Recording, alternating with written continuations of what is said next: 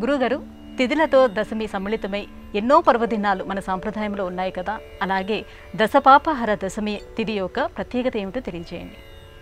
దశమితో సమ్మిళితమైన అద్భుతమైన పర్వదినం దశపాపహర ఇది దసరా అంటాం మనం. ఆశ్వయుజ శుద్ధ దశమి, విజయదశమిగా. అలానే దశపాపహర దశమి అని జ్యేష్ఠే మాసే సితే పక్షే దశమి హస్త సంయుత హరతే దశపాపాని. జ్యేష్ఠమాసంలో శుద్ధ దశమి హస్తానక్షత్రంతో కూడి వస్తే అది 10 పాపాలను పోగొట్టగలిగిన అద్భుతమైన పర్వదినం. 10 పాపాలంటే పరుషంగా మాట్లాడటం, మాటలతో ఎదుటివాడిని బాధించటం, అబద్ధాలు చెప్పటం, పశువులా ప్రవర్తించటం, ఇతరుల యొక్క ధనాన్ని దొంగిలించాలనుకోవటం, పరదారా గమనం, అసత్య ప్రచారం చేయటం, మనసులో ఎదుటివాడికి కీడు తలపెట్టడం, ఇలా 10 రకాలైన పాపాలను మనం తెలుసో తెలియకో చేస్తూ ఉంటాం. ఆ నేపథ్యంలో వాటిని పోగొట్టుకోవాలంటే ఏం చేయాలి అంటే, జ్యేష్ఠ శుద్ధ దశమి నాడు గంగా అవతరణం జరిగింది.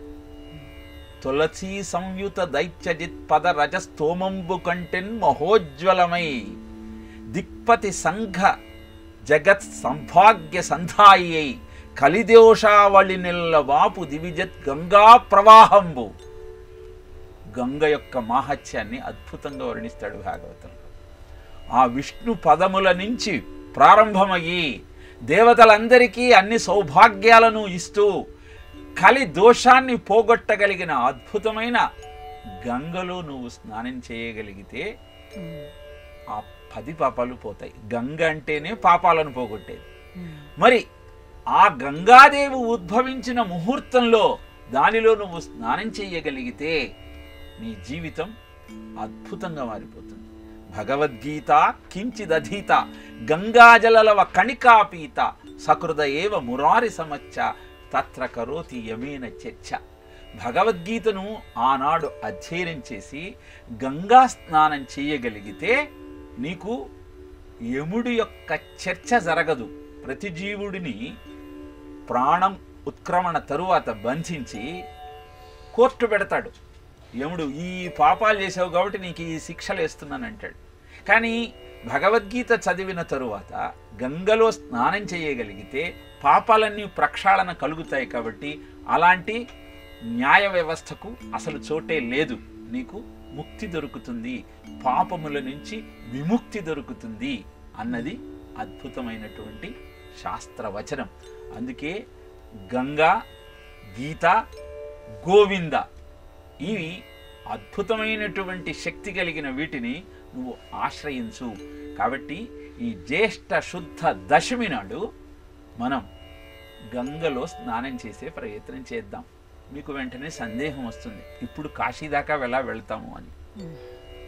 మీ ఊరికి దగ్గరలో ఉన్న చెరువులోకి వెళ్ళి స్నానం చేస్తూ గంగేచ యమునా చైవ గోదావరి సరస్వతి నర్మదా సింధు కావేరి జలేస్మిన్ సన్నిధిం కురు అని శ్లోకం చదువుకుంటూ భావనాత్మకంగా గంగలో స్నానం చేస్తున్నట్టు భావించు. మా ఊరికి దగ్గరలో ఏ నది లేదండి అంటే ఇంట్లో బావి దగ్గర స్నానం చేస్తూ ఆ మంత్రం చెప్పుకో. అది కుదరకపోతే స్నానం చేసేటప్పుడు ఆ నదీ జలాలన్నీ కూడా నా స్నానం చేస్తున్న నీటిలోకి వచ్చుగాక అని భావగ్రాహి జనార్దన అలా నువ్వు భావన చేస్తూ ఈ జ్యేష్ఠ శుద్ధ దశమి నాడు ఉపవసించి ఆ తల్లిని పూజిస్తూ నీ పాపాన్ని పోగొట్టుకునేటువంటి అద్భుతమైన ఈ విధి విధానాన్ని అనుసరించమని చెప్పింది అగస్త్య సంహిత.